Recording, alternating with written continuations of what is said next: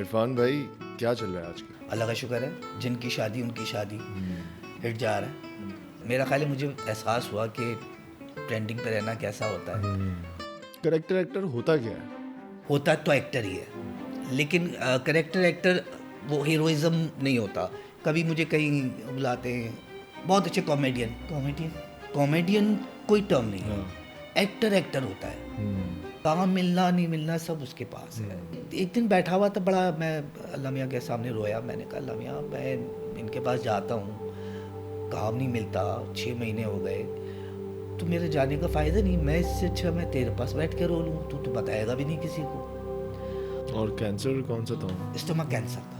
मतलब ऐसा नहीं हुआ कि वो बीमार हुई तो मुझे प्यार हो गई। अरेंज मैरिज थी, लेकिन 2 साल पहले इसके इंतकाल से 2 साल पहले, कैंसर का पता चलने से 2 साल पहले मुझे कुदरती प्यार हो गया था। प्यार क्या होता था, मतलब मैं दर्जी के पास गई है तो मैं पहले 20 मिनट में चिड़चिड़ा हो जाता था, अब मैं 3-3 घंटे बैठने नहीं लगा था। उन 7 महीनों में मैंने अपनी वाइफ से मोहब्बत की, इश्क किया, और बेबी की तरह। बस वो 7 महीने जो है ना, उसने चेंज किया मुझे, और उसके बाद से लेके आज तक कोई नहीं आ सका, ना आएगा। इससे अंदाज़ा लगा लें कि 10 साल हो गए। 2015 सितंबर 2 रात 1:10 पे इंतकाल हुआ था, और अब तक वो ऐसे ही है, यहाँ पर है। मिस नहीं करता क्योंकि साथ है।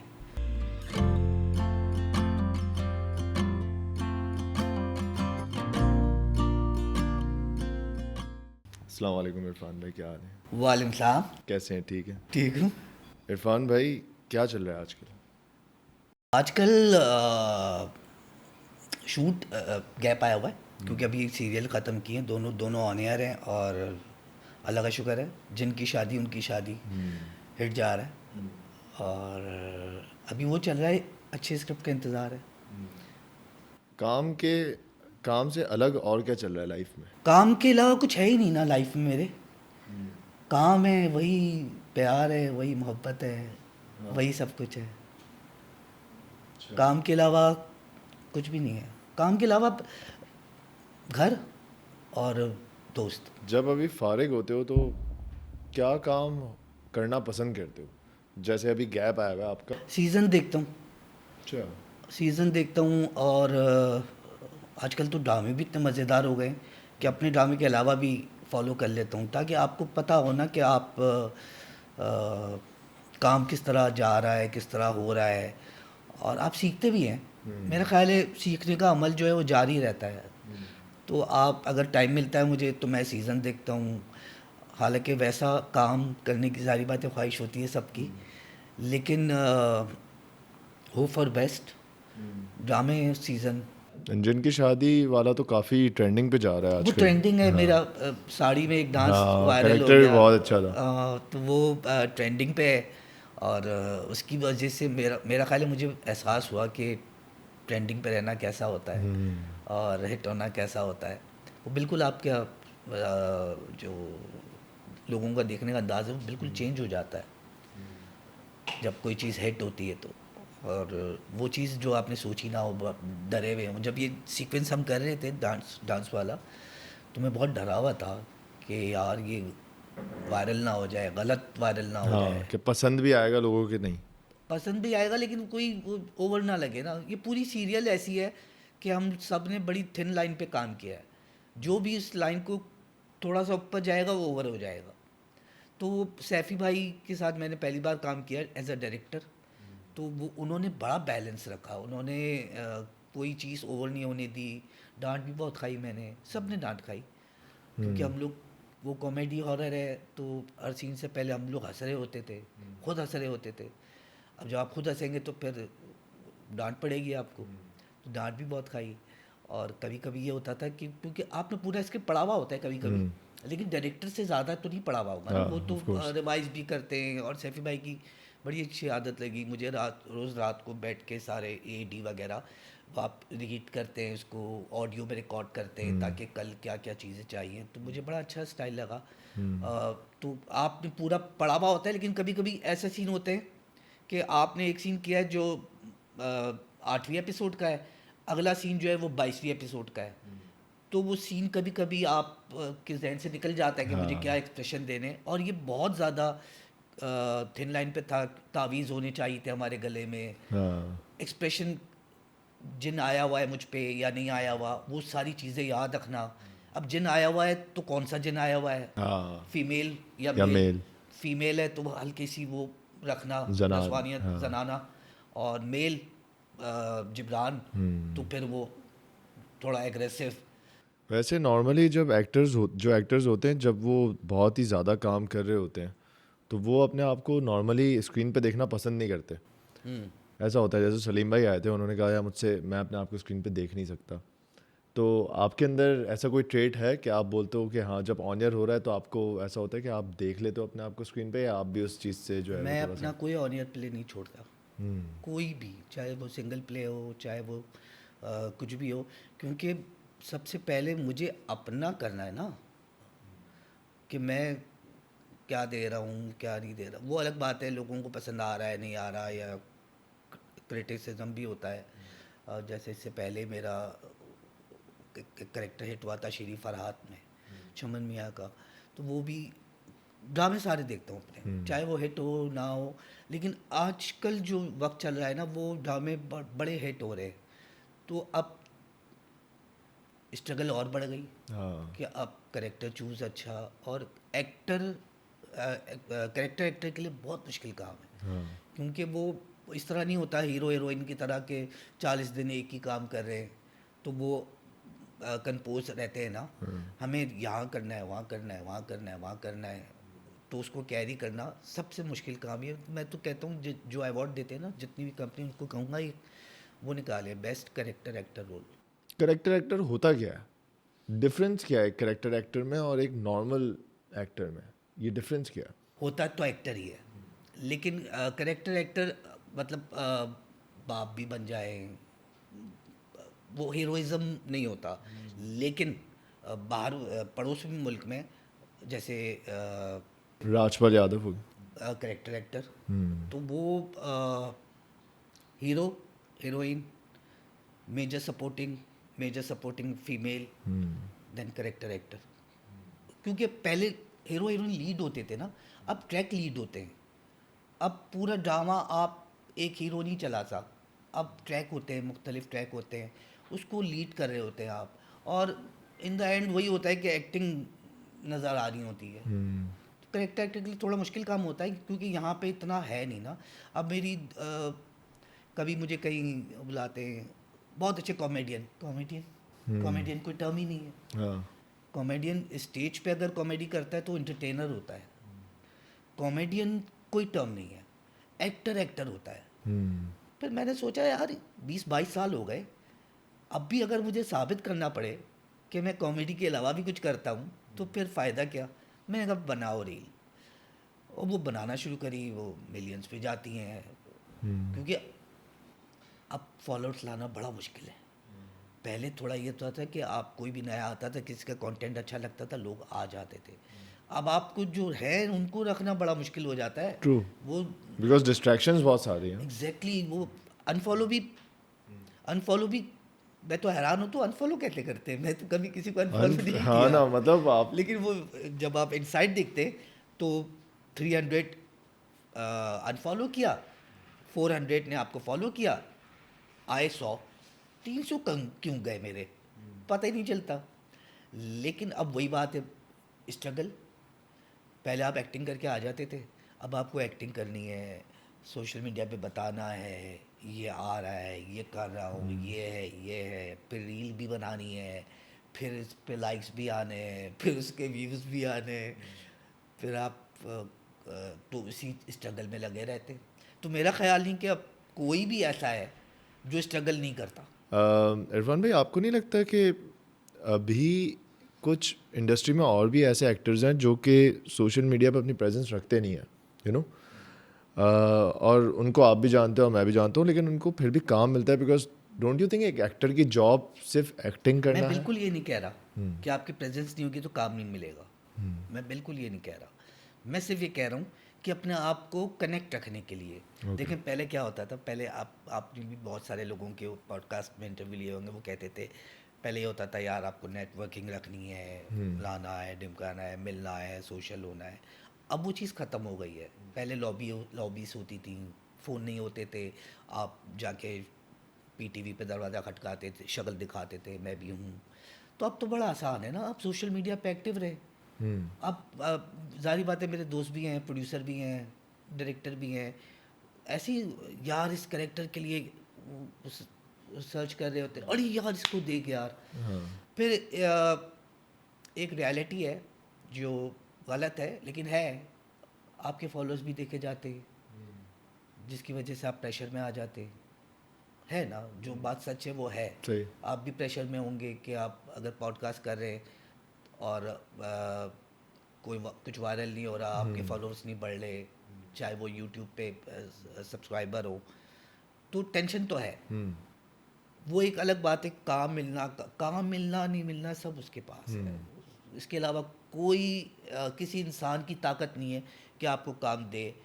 ये मुझे समझ में आ गया था कोई 3-4 साल पहले कि आप किसी के पास काम मांगने जाते, उसकी कोई हैसियत नहीं कि वो आपको काम देगा जब तक वो नहीं चाहेगा उसके जहन में डालना। तो ऐसा क्या हुआ था 3-4 साल पहले?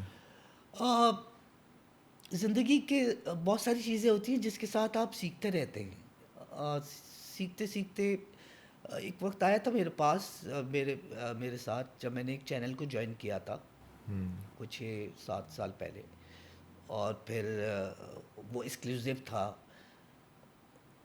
बोल टीवी, उसको मैंने किया था, जो मेरा ख्याल है कि मेरी बहुत बड़ी गलती थी, क्योंकि मुझे नहीं लगता कि उसके बाद समझ में आया। एक तो वो चैनल ऑन एयर नहीं था उस वक्त, लेकिन कभी कभी आप चले जाते हैं, फ्रस्ट्रेट हो जाते हैं, चले आते हैं, आप कहते हैं हाँ ठीक है यार पैसे आएंगे, अच्छे पैसे आएंगे, ये वो साइन कर लिया। उसके अब वो ऑन एयर नहीं था। वो साइनिंग मतलब किस तरह आपने उसको परमानेंटली पेरोल पेरोल पे ज्वाइन? पेरोल पे सही हाँ, है। उस वक्त एक दौर चला था कि यार वो ये भी कर रहे, वो भी कर रहे, मैंने भी कर लिया। चीज़ें अच्छी नज़र आई।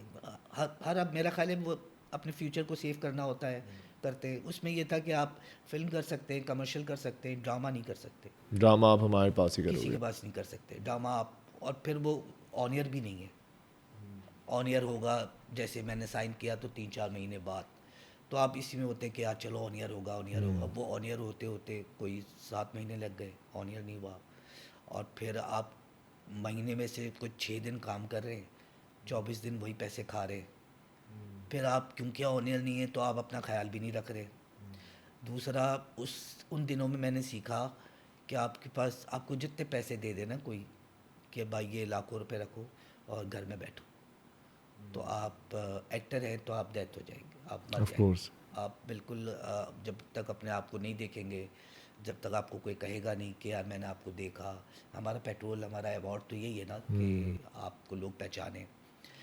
जब मैंने वो छोड़ा क्या, निकाल दिया था सबको, ख़त्म कर दिया था वो। तो 3-4 महीने मैं बड़ा डिप्रेशन में रहा, नींद की गोलियाँ और ये वो। नमाज मैं पढ़ता हूँ, नमाज अल्लाह का शुक्र है 5 टाइम की पढ़ता हूँ सालों से। तो वो चीज़ मैंने छोड़ी नहीं कि अल्लाह मियाँ, अल्लाह मियाँ, अल्लाह मियाँ।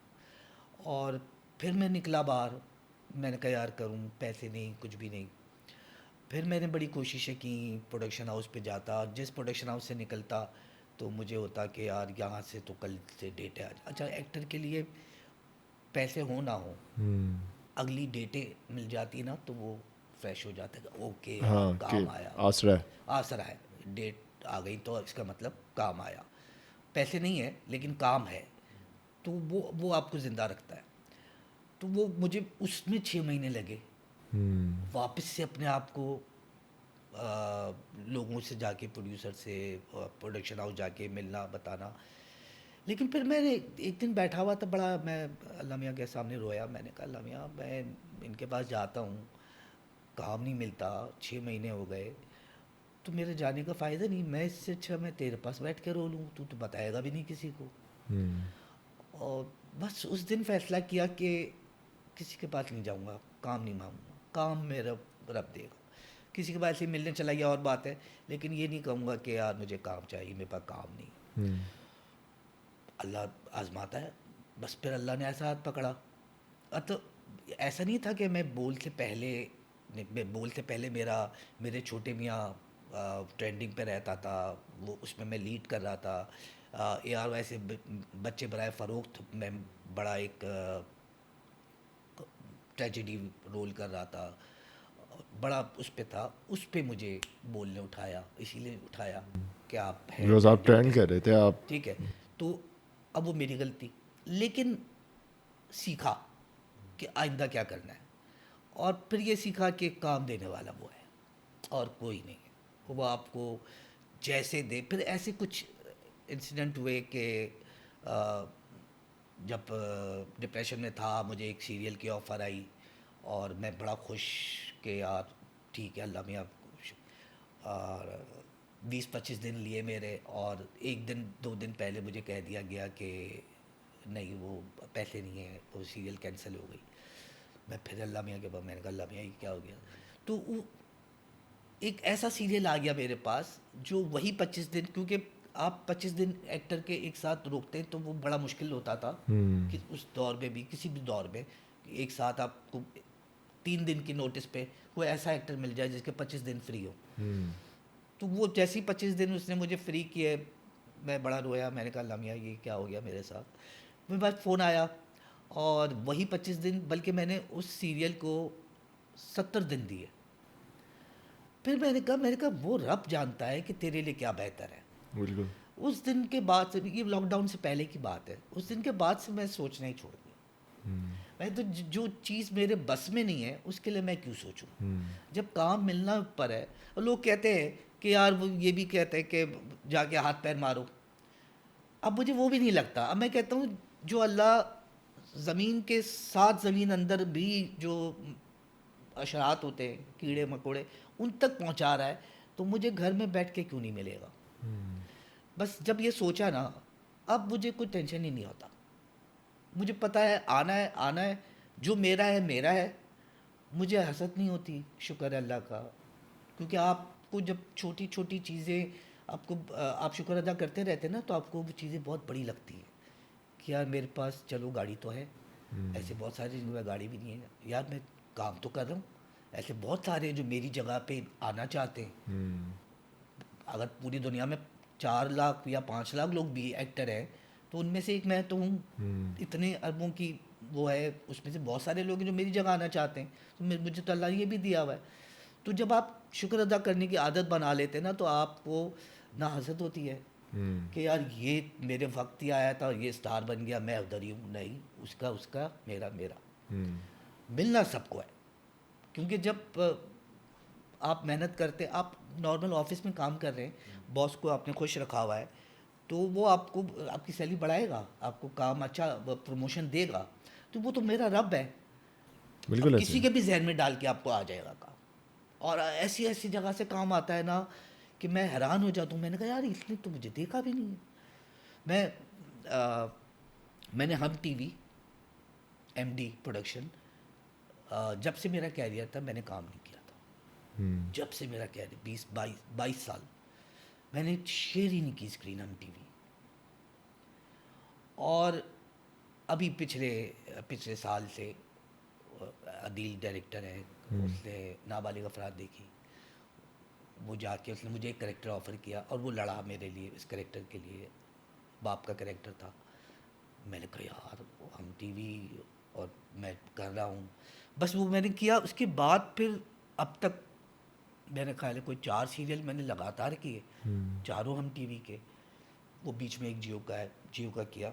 लेकिन अब मैं खुद जाता रहता नहीं, मेरे रब ने उसके जहन में डाला, फिर वो किया। तो फिर वो असद मलिक ने बोला यार शीरी फरहाद, फिर सैफ़ी भाई, ये जिनकी शादी भी 2-3 दिन में आया है। मैं कुछ और कर रहा था, मैं सीरियल साइन करने के लिए जा रहा था और मेरा दिल नहीं मान रहा था। मैंने कहा यार क्या करूं, क्योंकि उसमें 20 एपिसोड में मुझे मरना था। मैं कहा क्या करूं, इतने में ये आया, ये बोला कि इस्लामाबाद है, और मैं जाना भी चाह रहा था कुछ बाहर थोड़ा सा। तो मैंने उधर मोड़ ली और मैं उधर गया, मैंने मीटिंग करी। मुझे बोला कि यार ये 3 दिन बाद से शूट है और कुछ इमरजेंसी ऐसी हो गई। जिनकी शादी में चक्कर ये है कि वो जो हवेली है ना, हम सब की डेटों से ज़्यादा उसकी डेट की अहमियत थी, तो उसकी डेटें जो ले ली थी ना, आर्टिस्ट चेंज हो सकता था, वो डेट नहीं वो चेंज डेट होती। चेंज नहीं होती थी क्योंकि वो बड़ी महंगी लोकेशन थी पर डे पे। तो किसी आर्टिस्ट की डेट का मसला हुआ था, तो फिर मुझे वो आया। अब वो जिसने भी सोचा, जिसने भी नाम लिया, वो मेरे रब ने उसके जहन में डाला, क्योंकि मेरे लिए लिखा ये था, मैं तो वो करने जा रहा था। और फिर जब ऑन एयर हुआ तो वो अभी तक बन रहा है और ये ऑन एयर है। अब मुझे ये भी लगता है कि इस लोगों को बहुत लगता है कि इस इंडस्ट्री में जो है वो सब कुछ आसान है और बहुत ही अय्याशी हो रही है, बट ये एक डार्क रियलिटी है इस इंडस्ट्री की, एक एज एन एक्टर और एज अ फ्रीलांसर, कि आप यहाँ पे हो, काम कर रहे हो, तो काम ना मिलने की एंग्जाइटी बहुत ज़्यादा है, बहुत ज़्यादा है। और आज भी है, जैसे फैज़ा मैम आई थी, उनको भी है ये एंग्जाइटी, और वो मेरे हिसाब से she is one of the finest actors अभी फायदा जी, वाए, है क्या ना। कमाल एक्ट्रेस है।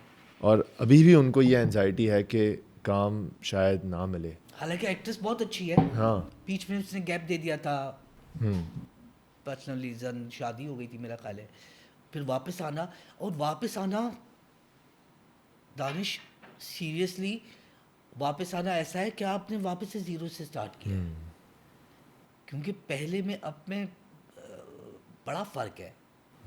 अब आप अगर आप 3 साल शोबिस, अगर आप गायब, आपको भूल जाएगा।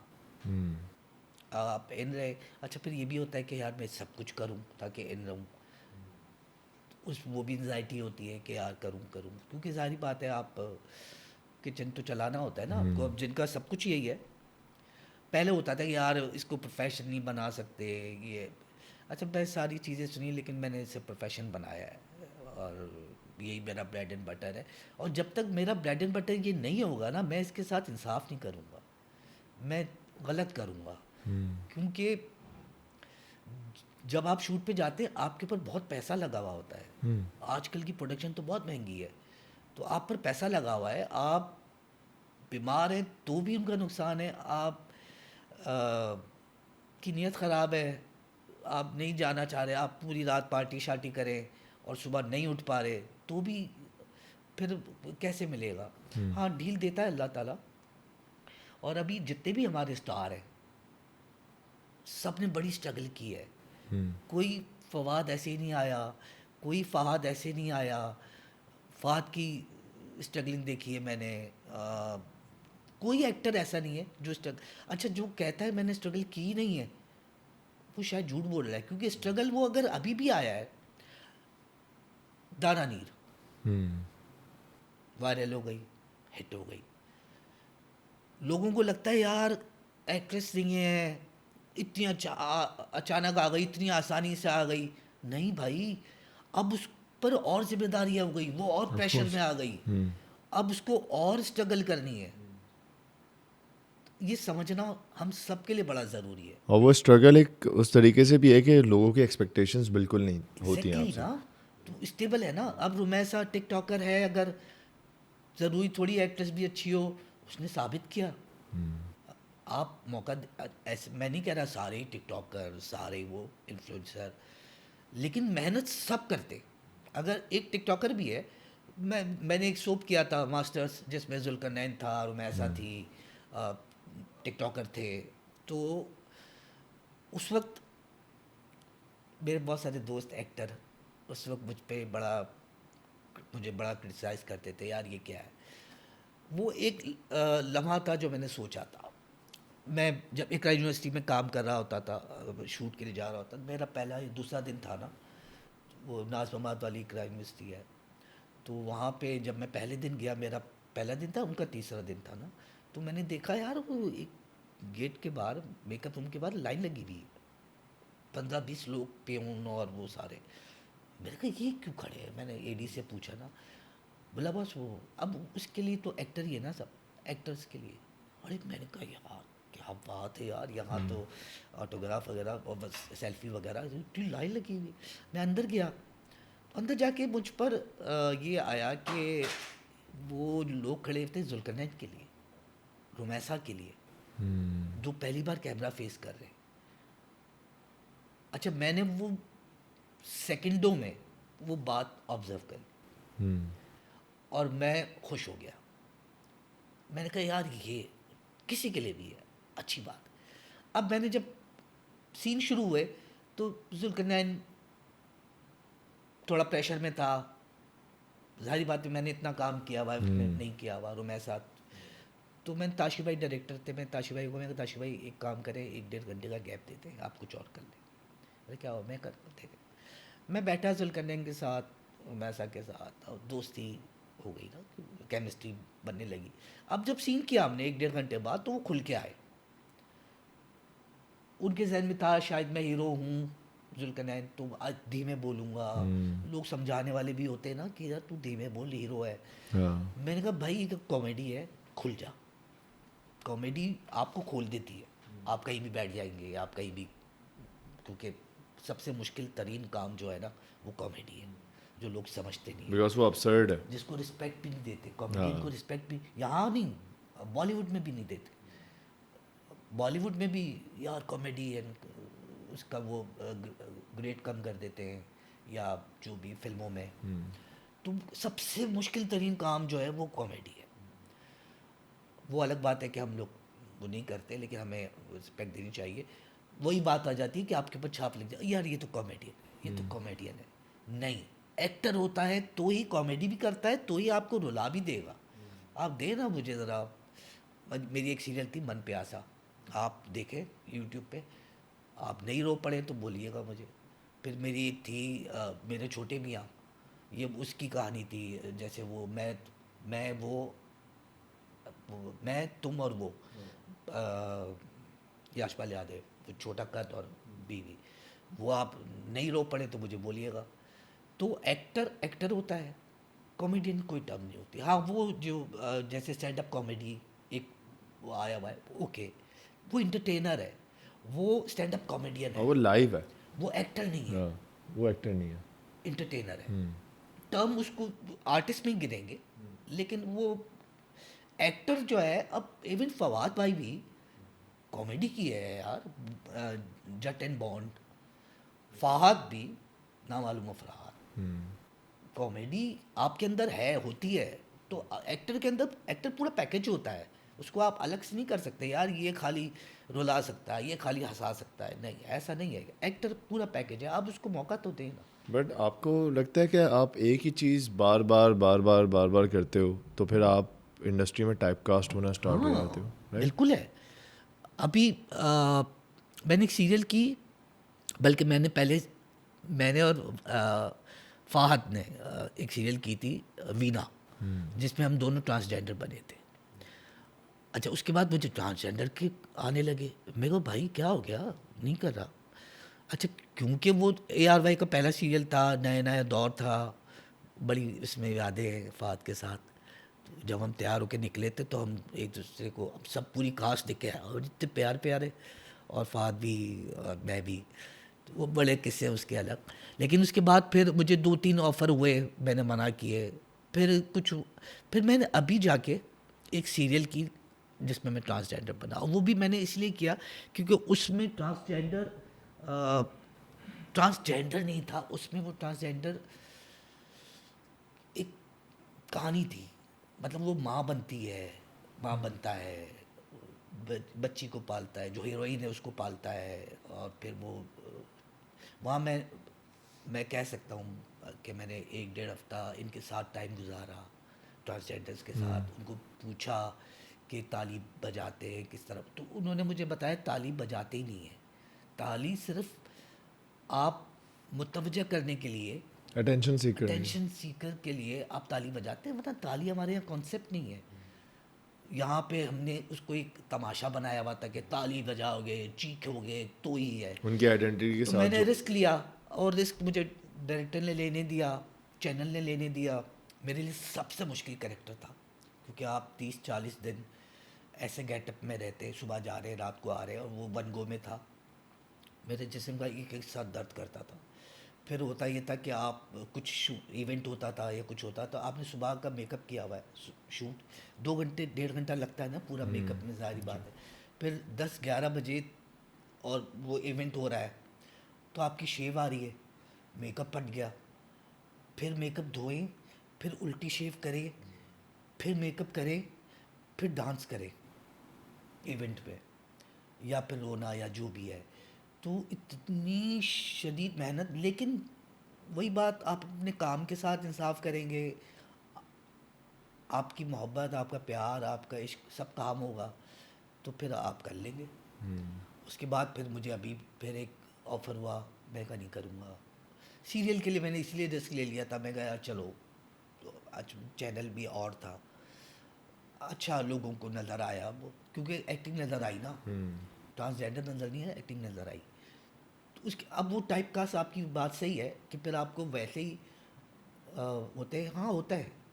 जैसे मेरे पर बीच में कॉमेडी की छाप लगी हुई थी कि यार कॉमेडी करना है तो ही, अब आप सीरियल तो नहीं करेंगे ना फिर, क्योंकि कॉमेडी करेक्टर सीरियल में नहीं निकलते, करेक्टर एक्टर निकल जाते हैं। अब आज से आहिस्ता आहिस्ता जाके अल्लाह का शुक्र है कि कोई टाइप कास्ट नहीं हूँ और मुझे कोई शिकायत भी नहीं है। कहते हैं अंडररेटेड एक्टर हूँ, और मैं फ़ख्र करता हूँ मैं it's good to underrated be actor हूँ। अंडररेटेड भाई। इट्स वेरी गुड, इट्स क्योंकि गुड क्योंकि आप लोग आपको ज़्यादा देखना चाहते हैं फिर। एग्जैक्टली तो मैं हूँ, मैं बड़े फ़ख्र से कहता हूँ कि मैं अंडररेटेड एक्टर हूँ, और इसमें कोई बुरी बात नहीं है, मेरे लिए बड़ी अच्छी बात है। मेरी अ, जो मुझे अपनी बात अच्छी लगती है, जो मैं चाहता हूँ कि सब लोग भी करें, हर चीज़ को पॉजिटिव लें। जब आप ये बड़ा कोई कहे यार आप बड़े अंडररेटेड एक्टर हैं, तो लगता है, जिनको लगता है, मुझे नहीं लगता। मैं कहता हूँ हाँ यार अंडररेटेड हूँ, तभी तो और काम करूँगा, अपने आप को प्रूव करते रहेंगे। क्योंकि देखें, जहाँ आपने बोला ना कि मैं सीख गया, वहाँ आपकी जर्नी ख़त्म हो गई। जहाँ आपने बोला ना कि मुझे कोई कहता है आप आपको लगता है आपने सारे करेक्टर कर लिए, क्या ऐसा करेक्टर करना चाहेंगे? मैंने कहा मैं तो कुछ किया ही नहीं है, मुझे तो बहुत कुछ करना है। जिस दिन मेरी ये चाह ख़त्म हो गई कि मुझे ये करना है, ये मैंने कर लिया, उस दिन मैं गया। जब आपको पहले आपका जो ड्रामा है वो ऑफर हुआ तो फिर आपने ऑब्वियसली घर आके बताया होगा, हाँ, मैंने अब्बू को बताया। तो क्या फैमिली का रिएक्शन था और आपके सिबलिंग्स वगैरह और बाकी जो। मेरी अम्मी को नहीं पसंद था शुरू से, और मेरी वाइफ को था, लेकिन मुझे सबसे ज़्यादा होता था मेरे पापा। अच्छा, मेरे दोस्त थे उस ज़माने में, फ़ख्र आलम, अभी भी है सब, दीप जाफरी, सारे स्टार थे। तो जब स्नूपी पे आते थे, मेरे अबू पूछते थे यार ये कर रहा है, इससे ऐसा वक्त आएगा कि इससे कोई ऑटोग्राफ लेगा? और मैं कहता था अबू आएगा ऐसा वक्त यार। और फ़ख्र भी कहता था, नदीम भाई भी, नदीम जाफरी भी कहता था आएगा आएगा, क्योंकि आपके अंदर था तो सही ना, पैशन तो था, आप स्ट्रगलिंग में तो लगे हुए थे। आपको खुद नहीं पता होता कि आपको वो जगह मिलेगी नहीं मिलेगी, शायद अभी भी ऐसे ही स्ट्रगलिंग पे ही है। लेकिन मेरे पापा का जब इंतकाल हुआ, मुझे याद है हम हॉस्पिटल में थे, एक मैंने प्ले किया था इंडस का, फ़ाहद मुस्तफ़ा, जवेरिया, सऊद और मैं, बड़ा मज़ेदार कॉमेडी वो था। तो मेरे अब्बू आखिरी 3-4 दिन पहले हॉस्पिटल में थे, तो बड़े खुश हो के, बकरीद थी, तो बोला यार वो प्ले आ रहा है, प्ले आ रहा है। वो लगा हुआ था, वो रिपीट हो रहा था, हालांकि बना वो 2002-3 में था या 4 में था, लेकिन वो रिपीट पे, अगली पे रिपीट हो रहा था। तो मुझे उस दिन हुआ कि यार मेरे अब्बू खुश हुए कि हाँ भाई आया, लेकिन वो ऑटोग्राफ वाला नहीं देख सके अब्बू, सेल्फी वाला नहीं देख सके, लेकिन मेरे अब्बू बड़े फ्रेंड की तरह। और आपकी लास्ट मेमोरी क्या है आपके फादर के साथ, जो आपकी लास्ट हो या सबसे बेस्ट हो? आईसीयू में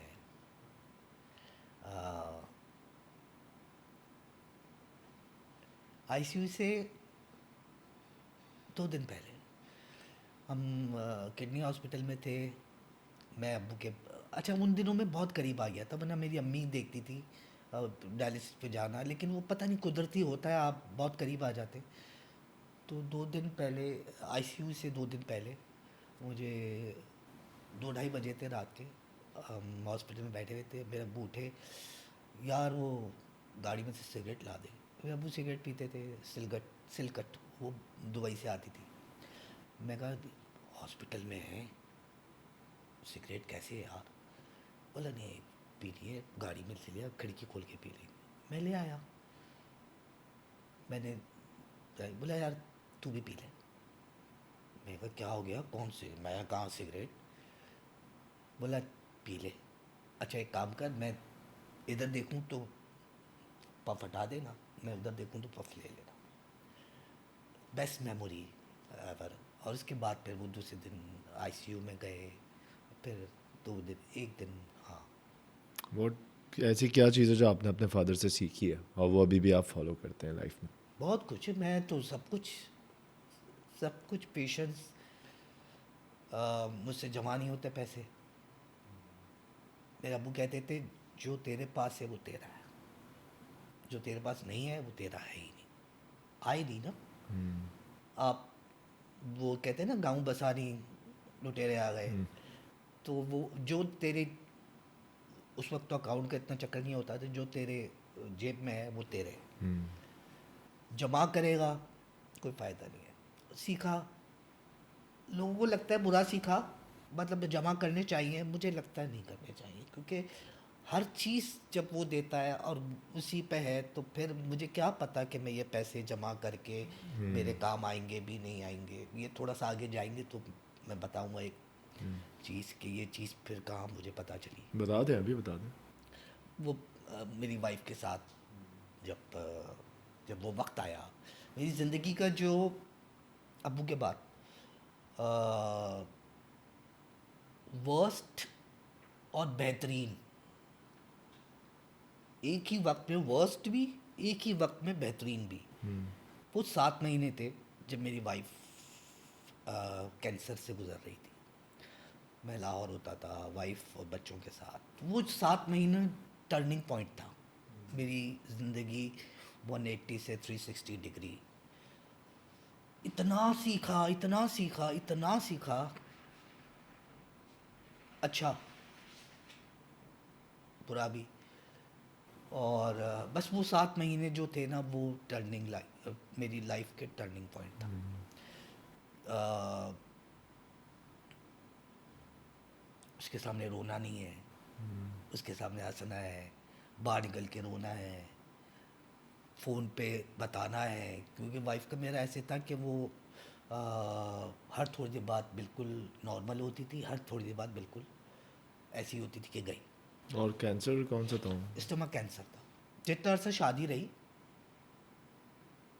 कोई अफेयर नहीं, क्योंकि बीवी ही थी। और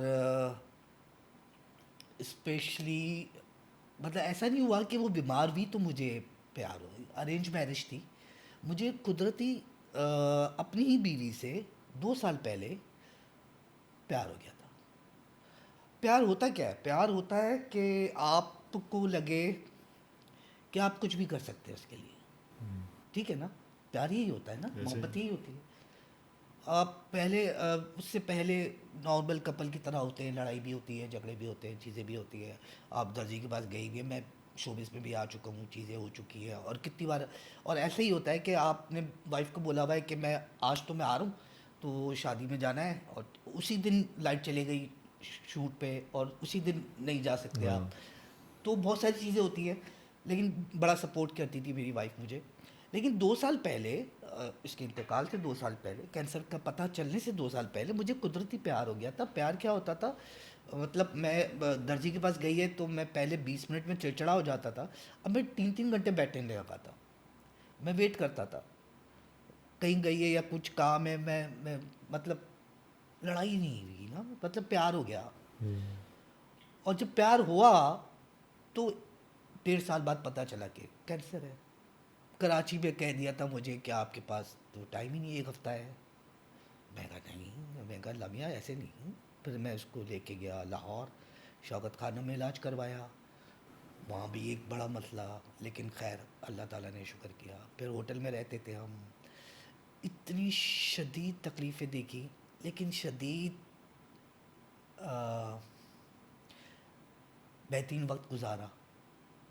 जब बच्चे साथ होते थे, बेटी बेटा मेरा और वाइफ कभी वो चीखें मार रही होती थी तकलीफ़ से, और हमें पता है कि क्योंकि कीमो भी है, तकलीफ़ होगी, तो हम गाना चला देते थे, अब होटल है, आवाज़ बाहर ना जाए। उन 7 महीनों में मैंने अपनी वाइफ से मोहब्बत की, इश्क किया, और बेबी की तरह। बस वो 7 महीने जो है ना, उसने चेंज किया मुझे, और उसके बाद से लेके आज तक कोई नहीं आ सका, ना आएगा। What was the last memory, या best memory with your uh, wife? Wife की बहुत सारी है, मतलब इससे अंदाज़ा लगा लें कि 10 साल हो गए। 2015 सितंबर 2 रात 1:10 पे इंतकाल हुआ था, और अब तक वो ऐसी है, यहाँ पर है, मिस नहीं करता क्योंकि साथ है। और वो कहते हैं ना, वाइफ तो है नहीं, बच्चे कैसे, मेरे 2 बच्चे थे, 3 हो गए, अब 4 होंगे। मैं कहा यार, कोई कहता है ये कैसे, मैं कहा बेटी बेटा, फिर बेटी की शादी हो गई, तो 3 हो गए बच्चे मेरे, दामाद मेरा बेटा, अब बेटे की शादी होगी, उसकी बीवी आएगी, जो मेरी बेटी, तो 2 बच्चे से 4 बच्चे हो गए बगैर वाइफ के। आप लाइफ को इसी तरह लें, लाइफ, भाई आप कल भी, मुझे भी जाना है, आपको भी जाना है, सबको जाना है, और मैं कहता हूँ कि आप, वही लाइफ है जो आप जी रहे हैं, जो मैं अभी बैठा हूँ ना, मुझे नहीं पता इसके बाद क्या होगा, लेकिन जो मैं अभी बैठा हूँ मैं इसको एंजॉय कर रहा हूँ। बट इरफान भाई, ये क्लैरिटी तो कुछ अरसे बाद आती है ना। उस टाइम पे जब चीज़ें आपके हिसाब से जा नहीं रही होती, तो आपको गुस्सा भी होता है, दुख भी होता है, और आपके ऊपर एक एडेड रिस्पॉन्सिबिलिटी भी होती है कि गुस्सा क्यों? आपको लगता है कि आपके साथ गलत हुआ है, या आप चीटेड फील करते हो। उसने आपको इम्तिहान से गुजारा है ताकि आप किसी और के लिए मिसाल बने। मैं अगर आज यहाँ बैठ के कह रहा हूँ तो कोई ना कोई तो सुन रहा है। मैं कहता हूँ ज़िंदगी का सबसे खूबसूरत तरीन रिश्ता जो है ना, वो मियाँ बीवी का है, और उसी रिश्ते को हम लोग बहुत गलत इस्तेमाल करते हैं। मियाँ होता है, एक्सप्रेस नहीं करता। भाई, ज़रूरी नहीं है कि आप मियाँ बीवी हैं तो प्यार करते होंगे, ज़रूरी नहीं है, लेकिन आप, चाहे वो शौहर हो चाहे वो बीवी हो, सुनना चाहती है क्या आई लव यू। एक्सप्रेस करना वो ज़रूरी है। अगर 24 घंटे आपका काम कर रही है, आपके घर को संभाल रही है, जॉइंट फैमिली है तो है, सब चीज़ें, वो अगर ये सब कर रही है और आप आके कहेंगे ना यार आई लव यू, उसके वो 24 घंटे भूल जाएगी। और अगर शौहर जा रहा है बाहर काम करने, 12 घंटे काम करके, इसकी उसकी सुन के, गालियाँ सुन के घर आता है, और उसकी बीवी कहेगी ना यार आई लव यू, मुझे यकीन है कि वो सब भूल जाएगा। हम लोग नहीं करते एक्सप्रेस। हम, मेरा ख्याल है आपके बच्चे जो देखेंगे वही करेंगे। हम सुनते रहते हैं कि यार ट्रॉमा में था, बच्चा ट्रॉमा में था, उसने माँ बाप को लड़ते देखा। ये हकीकत है, आप जो उसे दिखाएंगे वो दिखेगा। तो आप उसके सामने प्यार भी करें ना, आप उसको कहें ना आई लव यू, तो उस बच्चे को भी तो पता हो। आप देखें, माशरा, वो कहते हैं ना, तरबियत तरबियत सब कुछ है। आप अपने बेटे को सिखाओ कि बेटा, औरत की इज्जत जो है ना, सबसे पहले है, कुछ भी हो जाए औरत की इज्जत। अब अगर वो चीज़ उसके जहन में है तो वो ज़िंदगी उसको कितना काम आएगी, क्योंकि जाहिर बात है आपका, आप रिश्ता होना है, चीज़ें होना है। अगर अब वो औरत को रिस्पेक्ट देगा, लड़की को रिस्पेक्ट देगा। पहले ही कहते थे, लड़कियों को भी कहते थे बेटा जा रही है वो, लेकिन बस मैयत ही आएगी। नहीं, आप स्टैंड करेंगे उसके साथ, क्योंकि आपने तो सिखाया है। क्या पता लड़के को नहीं सिखाया हो, वो नहीं आपकी बेटी को रिस्पेक्ट दे रहा हो, तो वो उसको कभी नहीं लगना चाहिए मैं अकेली हूँ। उसको लगना चाहिए मेरे पेरेंट्स मेरे साथ है, मेरा भाई मेरे साथ है। और यही मेरा ख्याल है कि इसी तरह होना चाहिए। जनरेशन गैप जो कहते हैं नहीं होना चाहिए, ये वो वाली बातें गई। अब मैंने देखा है बहुत सारे माँ बाप ऐसे हैं जिनको मैं जानता हूँ, जो सपोर्ट करते हैं कि बेटा हम हैं, लेकिन कोशिश तुम्हें करनी है। ज़ाहिर बात है सबसे मुश्किल काम लड़की के लिए है। आप, यार हम अ, अपना रूम का बेड छोड़ के कहीं दूसरे सो जाए, हमें नींद नहीं आती। एक लड़की 20 साल 18 साल गुजार के आपके घर आ रही है, तो आपको तो इतनी रिस्पेक्ट देनी है, कि इतना प्यार देना है कि आप वो भूल जाए सब। एक मसला और भी ये है कि जितने भी मर्द हैं या जितने भी लड़के हैं वो बहुत ट्राई करते हैं कि शादी से पहले उनके पास इतना हो, फाइनेंशियली वो इतने स्टेबल हों कि वो जब वाइफ आए तो वो उसको किसी चीज़ की कमी ना हो, राइट? देखें, बात तो सही है, बात सही है। ठीक है ना। हाँ, बट उसकी वजह से वो डिले कर रहे हैं चीज़ों को। आई रिमेंबर कि जब मेरे अम्मा अब्बा की शादी हुई थी, मेरे मेरे अब्बा जो हैं वो उस वक्त स्ट्रगलिंग फेज़ में थे, राइट? एंड मैं अपनी नानी से हमेशा सुनता था कि शादी को डिले नहीं करना चाहिए, शादी के बाद ही जो है वो आपको हिम्मत आती है और आप हाँ, आगे बढ़ते हो लाइफ बिल्कुल ऐसे ही में, है, चाहे वो फाइनेंशियली हो, चाहे वो ऐसे ही है, तमीज़ हो ऐसे या ही है। सब कुछ हो। बट अभी ये चीज़ जो है वो रिसीड होते दिख रही है मुझे। हाँ, ऐसा होना चाहिए, नहीं होना चाहिए, इस बात को तो मैं, अब मेरी बेटी की शादी हुई, जो मेरा दामाद है वो उसमें कुछ नहीं करता था, पढ़ाई कंप्लीट की थी, लेकिन क्योंकि मैं नहीं सोच रहा इस तरह, मेरा भी वो है ना, आपको हर काम में कहीं ना कहीं घूम घुमा के आप आएंगे उसी जगह पे कि आपका कनेक्शन कैसा है, आपको बिलीव कितना है। अगर वो भी ये कह रहा है कि जो भी है कि मैं कमा रहा हूँ, मैं अपनी बीवी को, नियत है ना, अगर उसकी ये नियत है कि मैं अपनी बीवी को खुश रखूँ और इसलिए कमा रहा हूँ या इसलिए खड़ा हो जाऊँ, देखें, लाइफ के लिए बड़ा ज़रूरी है कि आप कहीं स्टैंड करें। अगर आप कहीं स्टैंड नहीं करते, और ऐसे बहुत कम लोग होते हैं, जैसे मेरी बेटी का ससुराल है माशाल्लाह माशाल्लाह, तो वो ऐसे बहुत कम लोग होते हैं जो आपके स्ट्रगल टाइम में आपका साथ दे। अब जैसे मेरे बेटी का ससुराल है, स्ट्रगल टाइम में उन्होंने, ससुराल वालों ने बड़ा साथ दिया, कर रहे हैं, अभी भी स्ट्रगल कर रहे हैं और चल रही हैं चीज़ें। लेकिन अगर वो भी ये सोचता कि मैं बन जाऊं पहले, तो वो 30-35 हो जाते। मैं अपने बेटे के भी कहता हूँ कि जब वक्त होना है कर लो, कोई बात नहीं, मतलब मेरा ख्याल है बहुत सोचना अच्छी बात है कि मैं कुछ करूं, क्योंकि आप, वही वाली बात कि आप लेके आ रहे हैं एक एक एक उस लड़की को लेके आ रहे हैं जो अपना सब कुछ छोड़ के बिल्कुल। आपके लिए आ रही है, तो आपका भी दिल होगा कि आप उसको खुश रखें, आप उसके लिए करें, उसके लिए करें, तो वो अल्लाह कर देता है। इसीलिए कहता हूँ अल्लाह को भी बड़ा पसंद है ये रिश्ता जो है, मियाँ बीवी का रिश्ता है, पहला रिश्ता है दुनिया का, जी, बिल्कुल ऐसे ही तो है। अल्लाह का सबसे खूबसूरत रिश्ता है ये। तो हमें भी उस तरह उसको रिस्पेक्ट करनी चाहिए रिलेशन को, और बिल्कुल हम लोग करते हैं। माँ माँ अपनी जगह पर है, बाप बाप के साथ थोड़ा ये होता है कि वो एक्सप्रेस नहीं करता, लेकिन मेरा ख्याल है सबको एक्सप्रेस करना चाहिए।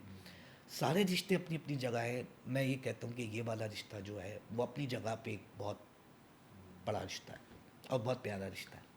वैसे नॉर्मली ऐसा होता है कि कहते हैं कि बेटियां जो जो है ना वो थोड़ा सा खर्चा ज़्यादा करवाती हैं, क्योंकि उनके नसीब का है। हाँ उनके नसीब का है। तो आपको कोई और डिफरेंस ऐसे नज़र आता आता है? है ना, उनके नसीब का ऐसे आता है ना, आप सोच भी नहीं सकते। वो जो बात थी ना पैसे जमा करने वाली, जी। मैं बताता हूँ। मेरी वाइफ बड़ा कहती थी बेटी के लिए पैसे जमा करो, बेटी के लिए पैसे जमा करो, और मैं कहता था यार अल्लाह मालिक है, अल्लाह मालिक है, जो होना है हो जाए। अच्छा, जब कैंसर हुआ, इलाज हुआ, अल्लाह ने किए, पैसे मेरे पास नहीं थे, लेकिन अल्लाह ताला ने फैमिली फ्रेंड सब, माशाल्लाह माशाल्लाह। तो जब इतना खर्चा हुआ, तो एक दिन मेरी वाइफ कहती है कि यार आप सही कहते थे, अगर आपने जमा किए हुए होते तो आप तो बीमारी पे लगा देते ना। अब मैं ये सोचते हुए कि मुझे बेटी के लिए पैसे जमा करने हैं, मैं अपनी जवानी, अपनी अपना वो वक्त प्रेशर में लेके ख़त्म कर दूं, फ़ायदा, और फिर बीमारी आ जाए कोई, तो सबसे बेहतरीन बात ये कि आपका कनेक्शन ऐसा हो कि आपको पता है कि यार वो कर देगा। हाँ, ये नहीं कि फजूल खर्च हो जाए, आप, सारी बात है, लग्जरी नहीं, लेकिन जो बेसिक है आप वो करें, वो चीज़ें, सारी बात है, अय्याशी नहीं, लेकिन आपको जो पता हो ना कि यार वो कर लेगा सब। आपको आपको ज़िंदगी गुजारने का बेहतरीन तरीका है, आप सब छोड़ दें इसके ऊपर, आपको कुछ नहीं करना, आपको लोगों के साथ लॉयल रहना है किसी को तकलीफ नहीं पहुंचानी, किसी का दिल नहीं दुखाना, किसी का हक नहीं मारना, बाकी सब पे छोड़ दें। वो ये कहता है कि ये कर लो, बाकी मैं कर लूँगा, लेकिन ये तो करो ना, अच्छे इंसान बन जाओ बस। बाकी क्या कमाना, काम आना, काम जाना, बीमारी, सेहत, सब उस पे छोड़ दो। उसको अपने आप को उसकी अमानत में दे दो, वो लाए, वो ऐसा रखेगा अमानत में। लेकिन हम शिकायतें करते हैं कि अल्लाह मियाँ ये नहीं हो रहा, ये नहीं हो रहा। क्या पता अब मैं कह रहा हूँ अल्लाह मियाँ मुझे रोड के उस पार भिजवा दो, बस मुझे नहीं पता। अल्लाह कह रहा है कि मैं कैसे बताऊँगी, तू रोड क्रॉस करेगा, एक्सीडेंट है, हाँ वक्त पे भिजवा दूँगा। अब आके मुझे अभी जाना है यार, मैं क्यों नहीं जा पा रहा हूँ, ये अल्लाह मियाँ मेरे साथ क्यों कर रहे हो ऐसा। अब वो कैसे पता है कि तेरे लिए सही नहीं है अभी। और यहाँ पे आपकी वही वाली बात है कि पेशेंस होना बहुत। एग्जैक्टली, पेशेंस के बगैर तो कुछ भी नहीं है। पेशेंस रिश्ते में भी, काम में भी, हर चीज़ में पेशेंस है, टाइम की अहमियत। और मेरा ख्याल है अभी आप एक्टर बहुत अच्छे ना भी हो, आप प्रोफेशनल होने चाहिए। हाँ। आपको एहसास होना चाहिए कि आपके ऊपर पैसा लगा हुआ है। आपको एहसास होना चाहिए कि एक स्पॉट बॉय भी आया है, वो भी घर से सोच के आया है कि यार मैं जाऊंगा तो मैं पैसे मिलेंगे। आपकी वजह से अल्लाह ताला ने कितनी रोज़ियाँ खोली हुई हैं। एक वक्त था जब 2 लाख रुपए में एक एपिसोड बन जाती थी, 10 फिर 15 16 17 जो भी है, मार्केट बढ़ रही है, लोगों को काम मिल रहा है। अब एक एक्टर नहीं आता या किसी भी वजह से, या तंग कर रहा है या प्रोड्यूसर को या जो भी है, तो उसकी वजह से कितने लोग पूरा दिन ज़ाया होता है, पूरे रिसोर्सेज ज़ाया। फिर जो जूनियर एक्टर है वो आपसे गलत चीज़ें सीख रहा है। करियर में कभी मतलब बहुत सारी चीज़ें होती है, एक मकाम पे आप पहुंच जाते हैं एंड देन यू विटनेस कि यहाँ पे बहुत सारे अलग अलग तरीके के लोग हैं। जैसे आप बोल रहे हैं, आप and I have met so many actors जो कि बहुत जब एक मुकाम पे पहुंच जाते हैं तो वो बहुत काइंड होते हैं, उनके अंदर ह्यूमिलिटी बहुत ज़्यादा होती है, वो दूसरों से अच्छों से पेश आते हैं, हर चीज़ होता है। लेकिन उस हिसाब से और लोग ऐसे भी हैं जिनके ईगोज़ बहुत बड़े हैं, राइट। कभी वो चीज़ आपने फेस की या उस वजह से कभी आपका कोई नुकसान हुआ? मैंने अपनी वजह से नुकसान उठाए बहुत सारे। बहुत ज़्यादा काइंड होना भी अच्छा नहीं होता। वो नुकसान उठाए मैंने कि मैं पहले क्या अभी भी हूँ, लेकिन पहले बहुत था। मतलब अगर मुझे आगे कोई कह रहा है सेट पे कि आप क्या खाएं, मैं कुछ भी खा लूँगा यार। उस वक्त तक रिफ़्रेशमेंट वगैरह का चक्कर नहीं आया था, नया नया शुरू हुआ था, तो कुछ भी खा लूँगा, उन लोग के साथ बैठ जाऊँगा, जो भी खाना लगता है खा लूँगा।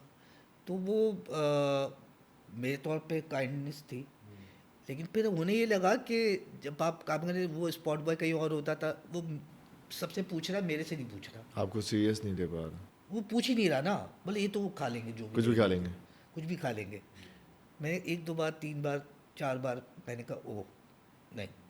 तो फिर मैंने ये करना मतलब ये नहीं कि मैंने कोई अपने नखरे वो कर दिए, क्योंकि आप नॉर्मल आपको रहना होता है। तो मैं जब सबसे पहले जो मैंने सीखा कवि साहब से, मैं सबसे पहले सेट पे जाता हूँ तो सब सेट पे सबसे बेहतरीन दोस्त मेरा जो स्पॉट बॉय होता है। क्योंकि वो आपको जितनी मेहनत वो कर रहा होता है, वो आपको जब आपको चाय पीनी है, चाय, तो आपके लिए वही सब होता है। उसके बाद फिर लाइन प्रोड्यूसर होता है, फिर दूसरी चीज़ें होती है, फिर डायरेक्टर, ऑब्वियसली डायरेक्टर होता है। लेकिन ये वही वाली बात है कि पेशेंस और काइंड आपको होना चाहिए। काइंड आपको वक्त सिखा देता है। जो स्ट्रगल करके आता है, जिसने स्ट्रगल देखी है, मैं नहीं कह रहा हूँ कि सारे ही बहुत काइंड है, कुछ कुछ का तजुर्बा गलत है तो वो शायद हो सकता है एटीट्यूड भी रखते हो। मुझे शायद इसलिए नज़र नहीं आता कि मैंने उन सब के साथ काम किया हुआ है, तो और मेरी लिमिट मुझे पता है कि मैं अगर फ़ाद के साथ काम करूँगा ना, फ़ाद सुपरस्टार है, मैं उसके वाले प्रोटोकॉल अपने लिए ना मांगूंगा, ना मैं सोचूंगा। क्योंकि मैंने अपने आप को कन्विंस किया हुआ है कि मैं करेक्टर एक्टर हूँ, मेरा प्रोटोकॉल ये है, कम नहीं है, अल्लाह का शुक्र है वो भी बहुत है, लेकिन मैं एक्सपेक्ट नहीं करूँगा कि मैं सुपरस्टार वाला, मैं फ़ार मुस्तफ़ा वाला या फवाद वाला, या अल्लाह देगा वो अलग बात है, लेकिन मैं एक्सपेक्ट नहीं करूँगा, या मैं उससे इस बात पे नहीं होऊंगा कि यार इसको मिल रहा है मुझे नहीं। जो मेरा है मेरा है, वो जो उसका है वो उसका है।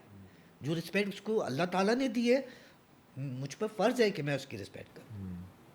चाहे अब ये ज़िंदगी के साथ भी है, ये हमारे काम में भी है। ये वो बात वही कि आप जो भी कर रहे हैं उसको उसी तरह लें, उस काइंड होके ही करें। इसके बगैर तो आप चिड़चिड़े हैं, आप में अगर हसद है आपके चेहरे पे आ जाती है। अब जितना भी अगर आप हसद करते हैं आपके चेहरे पे नहीं होगा, ग्लो नहीं करेगा। कहते हैं ना ग्लो कर रहा है चेहरा, ऐसे ग्लो नहीं करता अगर आपकी नीयत ख़राब है, आपका दिल काला है, या आप मुनाफिकत रखते हैं। मैं ये नहीं कह रहा हूँ कि मैं मुनाफिक नहीं हूँ, हो जाता है मुझसे भी, कभी कभी हो जाता होगा कि मैं वो चीज़ नहीं कह पाता हूँगा उसको जो मुझे कहनी चाहिए। तो उसको मुंह फट कहते हैं, कुछ कहते हैं, मुंह फट कहते हैं ना। जी। हाँ, तो मैं उसको इस तरह लेता हूँ कि अगर मेरी बात से उसको तकलीफ़ हो रही है तो मैं मुंह फट नहीं हूँगा, मैं शायद मुनाफिकत कर जाऊँ अगर मेरी बात से उसको तकलीफ़ होगी तो, चाहे वो सच्ची है, लेकिन मैं सच नहीं बोलूँगा, क्योंकि मेरा मेरा मेन मोटिव है उसको तकलीफ़ ना हो, सामने वाले को आपका दिल ना दुखे मेरे सच से।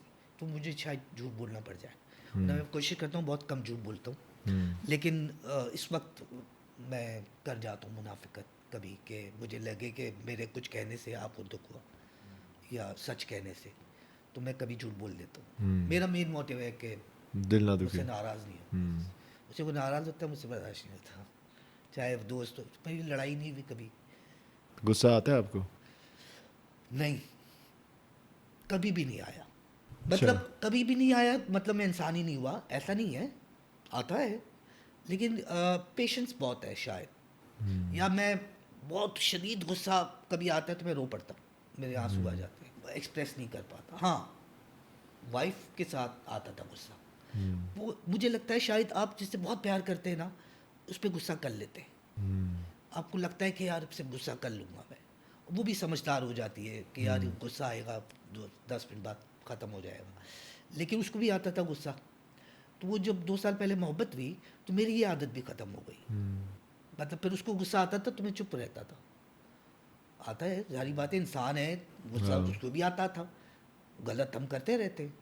तो उसको गुस्सा आता था। पहले भी ये होता था कि जब दोनों गुस्सा हो, दोनों चीख रहे हों तो लड़ाई होती थी। लेकिन फिर जब वो मुझे लगा कि मुझे मोहब्बत हो गई है अपनी वाइफ से, तो जब वो गुस्सा करती थी तो मैं चुप हो जाता था। तो इस तरह और मज़ेदार हो जाता है रिश्ता। क्योंकि आपको एब्जॉर्ब करना होता है सामने वाला का गुस्सा। एग्जैक्टली अगर आए तो फिर वो, अब वो मुझे गुस्सा आना, मुझे गुस्सा आता ही नहीं, मुझे नहीं लगता शायद कोई अगर सुन रहा है मेरी उससे लड़ाई हुई हो। बल्कि मुझे अगर कभी ऐसा भी लगता है ना यार मुझसे वो नाराज़ है, जो देख रहे हैं वो जानते हैं मुझे, मैं उनको फ़ोन करके पूछता रहता हूँ यार मुझसे नाराज़ तो नहीं, कोई गलती तो नहीं हो गई, कुछ हो तो नहीं गया। तो शायद इसलिए मेरे मेरे दोस्त बहुत सारे हैं, मेरे अल्लाह का शुक्र है, बड़ा शुक्र है, काम में सब अच्छे हैं। और कैरियर पे, अच्छा मेरा उल्टा हुआ है कैरियर।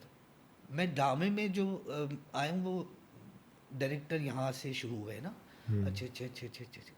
फिल्म में आया हूँ मैं डायरेक्ट ऊपर से आया हूँ। नबील भाई ने आदत ख़राब कर दी।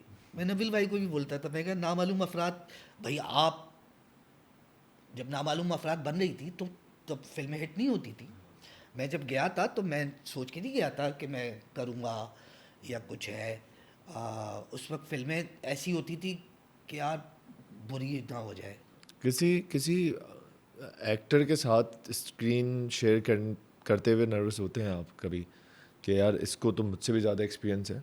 फॉर एग्जांपल अगर सामने नुमान इजाज़ है, so you know at that point, या Humayun Saeed, at that point you're like यार मुझे अच्छा करना है या परफेक्ट करना है, ताकि यू नो एक तो वो भी एक अच्छा एक्टर है, and then I have to prove myself also कि भाई यहाँ पे आई आई एम अ पर्सन जिसका 22 साल से एक्सपीरियंस है इस इंडस्ट्री में।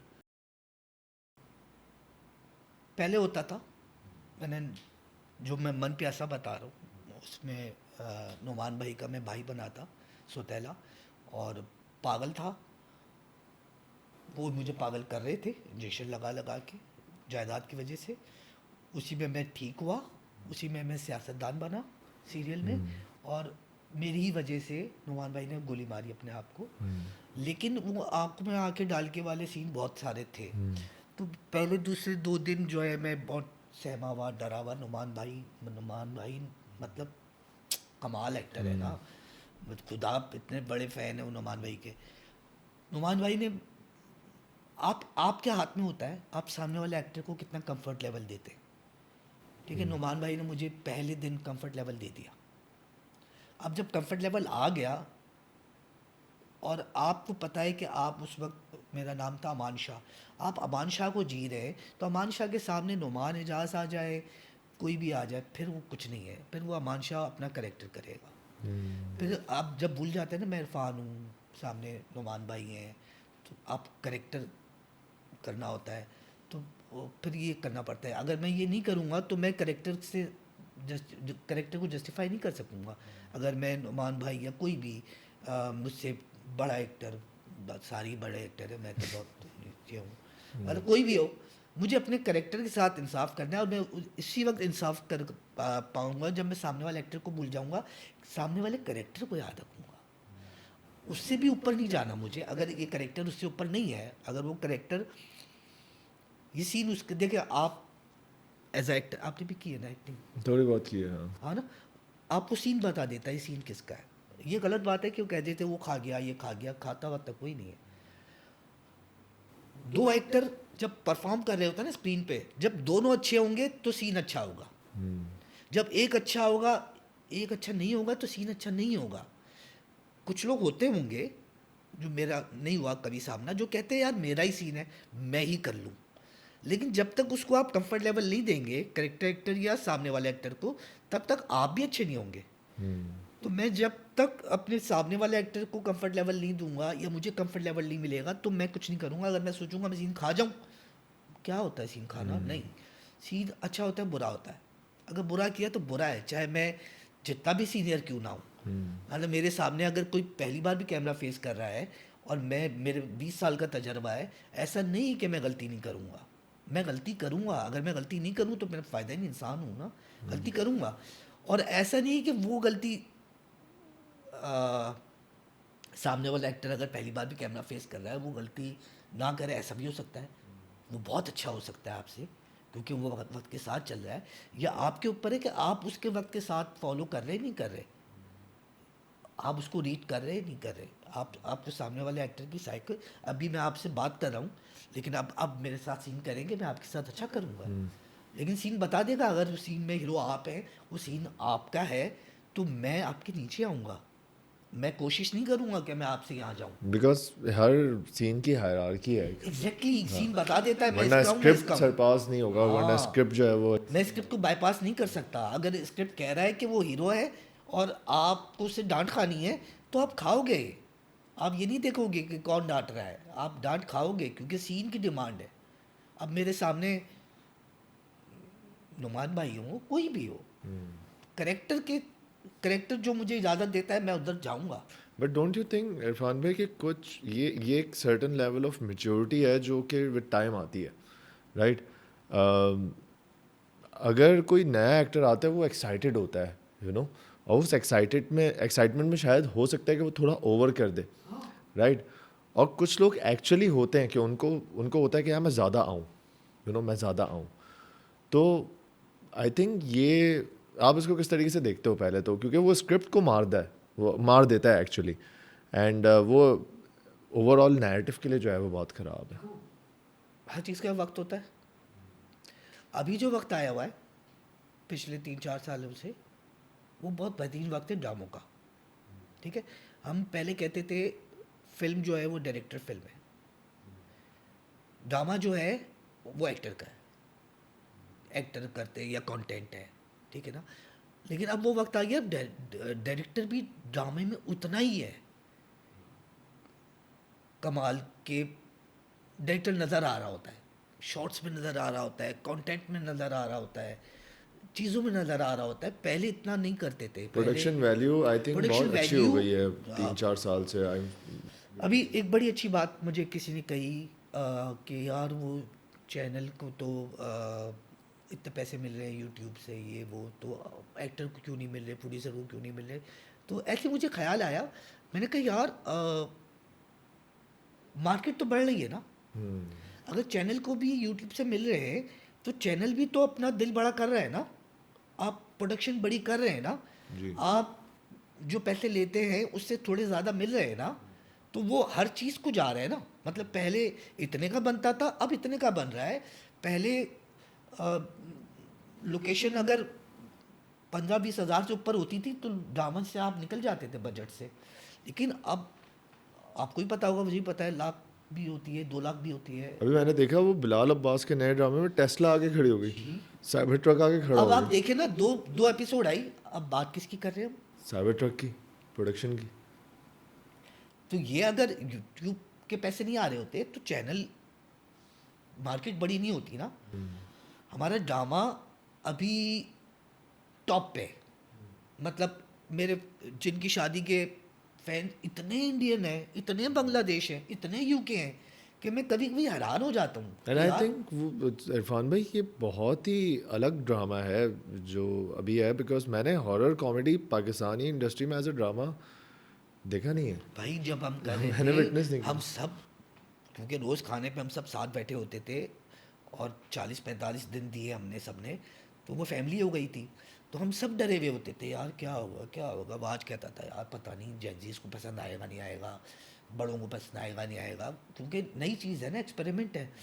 लेकिन डायरेक्टर्स प्ले, ये डायरेक्टर्स प्ले, ये किस तरह बोलना है, कैसे बोलना है, इतनी डांट खाई है मैंने तो मैं भूल जाता था, या भूल इस सेंस में कि मैं नॉर्मल करता था। शेड्स बहुत सारे हैं ना, तो सब ने डांट खाई है, सब ने। वहाज, सहर, नुमैसा, मैंने शायद ज़्यादा खाई है। और लेकिन अब मैं देख रहा हूँ, मैंने कहा यार सही यार डाटा सैम था। भाई ने सही डांटा था, इस पे तो मारना चाहिए था मुझे, सीरियसली। क्योंकि अब सब देख रहे हैं ना, अब सबको मौका मिल गया आपकी गलतियाँ नोट करने का, या अल्लाह का शुक्र है इतनी हुई नहीं। लेकिन वो सैफी भाई, मैंने पहली बार काम किया, मैं कह रहा हूँ ना, ड्रामों में यहाँ से ऐसे बहुत सारे डायरेक्टर जिनके साथ मैं करना चाहता हूँ, मैंने नहीं किया। दादा है, काशिफ निसार है, सैफी भाई थे, उनके साथ हो गया। एहतशाम भाई है, अभी मैंने एक सीन करना था, मैंने सिर्फ इसलिए किया कि वो एहतशाम भाई कर रहे थे, उन वो हैं। और ऐसे बहुत सारे, हसीब है, नहीं किया मैंने हसीब भाई के साथ। और ऐसे बहुत सारे डायरेक्टर हैं जिनके साथ नहीं किया। इसी तरह फिल्मों में आते हैं तो मैंने मूवी भाई के साथ कर लिया, ओके, बाकी सबके साथ हो जाएगा, क्योंकि वो वही वाली बात, ड्रामे में यहाँ से, फिल्म में यहाँ से। तो वो अल्लाह का शुक्र है, आई एम वेरी हैप्पी। और इसी तरह बस अल्लाह चलाता रहे। आखिरी सवाल ये है कि आपके हिसाब से ज़िंदगी क्या है? मेरे हिसाब से यही ज़िंदगी है जो इस वक्त। अगर आप मुश्किल बनाओगे ना तो आपके लिए बड़ा आसान है। मुश्किल कैसे होगी? यार काम नहीं है, कल क्या करूँगा, परसों क्या करूँगा, अरे यार उसको उसके पैसे देने हैं, उसका ये, अरे यार ये मुश्किल कर रहे हैं ना। आप आसान करें। मैं जो इस वक्त बैठा हूँ दानिश के साथ, इनके साथ, वो जी रहा हूँ, और वही लाइफ है। बाहर जाके मुझे नहीं पता अभी। जिस वक्त को जी रहे हैं ना, उसको खूबसूरती से जिए, किसी का बुरा नहीं करें तो आपके बुरा नहीं होगा। ये इसको लाइफ का हिस्सा बना लें, किसी के साथ बुरा नहीं करेंगे, आपके साथ बुरा नहीं होगा। वो रब है, वो आपके साथ नाइंसाफ़ी कर ही नहीं सकता कि आपने उसके बंदे के साथ अच्छा किया हो, वो आपके साथ बुरा हो करे, ऐसा हो ही नहीं सकता। मेरा तो बिलीव ही नहीं है ना, आपका भी नहीं होगा, इनका भी नहीं होगा। आपका होगा कि मैंने अच्छा किया, मैंने किसी का हक नहीं मारा, मैंने किसी की बेटी को नुकसान नहीं पहुंचाया, मैंने किसी के बच्चे को नुकसान नहीं पहुंचाया, मैंने किसी के लिए गलत नहीं सोचा, मैंने किसी के नेगेटिव थॉट नहीं लाया, मेरे लिए भी नहीं होगा। और अगर होगा, ओके, कोई बात नहीं, जाहिर बात है गलती की होगी मैंने, तो मेरे लिए कोई गलत भी सोचेगा। ऐसा नहीं कि मेरा कोई दुश्मनी नहीं है या मेरे लिए कोई गलत सोचता ही नहीं है। अगर मेरे लिए कोई बिल्कुल ही गलत नहीं सोचता तो मैं मुनाफिक हूँ, ऐसा है। लेकिन लाइफ है, और जो आपका वक्त है ना, जिस वक्त में आप बैठे हैं, आप उसको एंजॉय करें। मैं ये करता हूँ, ऐसा नहीं कि बचपन से करता आ रहा हूँ, लाइफ के साथ सीख सीख के टेंशन लूँगा, क्या होगा, मैं बीमार हूँगा, मेरी उम्मीदें ख़त्म हो जाएंगी अल्लाह ताला से, जो मैं नहीं ख़त्म करना चाहता। मैं चाहता हूँ कि मैं जो जो चाहता हूँ मेरे वक्त पे मुझे वो सब मिले। मैं चाहता हूँ हर एक की तरह कि अच्छी गाड़ी हो, अच्छा घर हो, बच्चे को खुश हों, पैसे हों, लेकिन अपनी मेहनत से, बगैर किसी का हक मारे, आ, आपकी चीज़ों से इन्फ्लुएंस हो के अगर कोई अच्छी चीज़, जैसे हमने रिश्तों पे बात की, हम इस 1-1.5 घंटे में हंसे नहीं, कोई लाफ्टर नहीं लिया, कोई ताली नहीं मारी, लेकिन इसका मतलब ये नहीं कि हमने कोई फजूल बात की। हमने सारी प्रैक्टिकल बातें की, और लाइफ ऐसी ही है, हंसना है हंसो, रोना है रो। Thank you so much Irfan भाई for coming. Thank you Danish, मतलब इतने बड़ा टाइम हो गया कि मैं इस तरह खुल के मैंने बात की, कोई बाउंड्री नहीं बनाई। और मैं सोच के आया था कि यार हंसेंगे, मस्तियाँ करेंगे, लेकिन मेरा ख्याल है कि हर चीज़ का एक एक एक होता है कि अगर ठीक है हंसे भी तो हाँ ठीक है, ओके, अच्छी वाली। बस आखिरी सवाल ये है इरफान भाई, आखिरी, हाँ, कि ये है कि आप मुझे क्या एडवाइस देना चाहते हैं कि मैं इस चीज़ को किस तरह बेहतर कर सकता हूँ, पॉडकास्ट को, चैनल को? ये स्टार्ट है, ये स्टार्ट का भी खाली पहला पेपर है, अभी पूरी किताब है आगे। जो जो मैंने तुम्हें कहा ना, हर चीज़ से मैंने तुमसे क्या सीखा अभी। जिस तरह तुम मेरी बात सुन के रिप्लाई करते हो, लग रहा होता है कि तुम मेरी बात सुन रहे हो, ठीक है। इसी तरह हर एक में से कुछ ना कुछ, हर गेस्ट में से कोई अच्छी चीज़ चुनते रहो, बढ़ता। ये अभी तो शुरुआत है ना, अभी तो बहुत कुछ सब्सक्राइबर आने, और ये बड़ा मुश्किल वर्ड है वैसे, सब्सक्राइबर मुश्किल है ना, सब्सक्राइबर। हाँ, वो है टंग ट्विस्टर। वो शुरू में मैं कहीं जाता था ना, तो कहते थे यार, मैंने कहा ये मत बुलवाना यार, तुम कुछ और बुलवा ले यार, ये बन जाता है। सब्सक्राइबर ना बुलवा। हाँ, तो वो नादिर ने किया था ना, हाँ, वो चाह रहा था मैं गलत बोलूं, तो वो मैंने गलत ही बोला था। उसको बिट मिल गया होगा ना उसका। उसको हाँ। वायरल हो गया था वो। तो स्टार्ट है, और इस तरह बस चलो, बाकी ये छोड़ दो, कब जाएगा, कब हिट होगा, कब वायरल होगा, कब सब्सक्राइबर आएंगे, कब मैं इस जगह पहुंचूंगा, और लिव इट टू अल्लाह।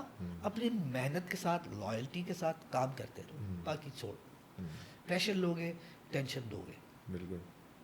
सब उस पर छोड़ दो। आज आज आज मेरे मेरे साथ पॉडकास्ट करने का एक फ़ायदा उठाओ, सीरियसली।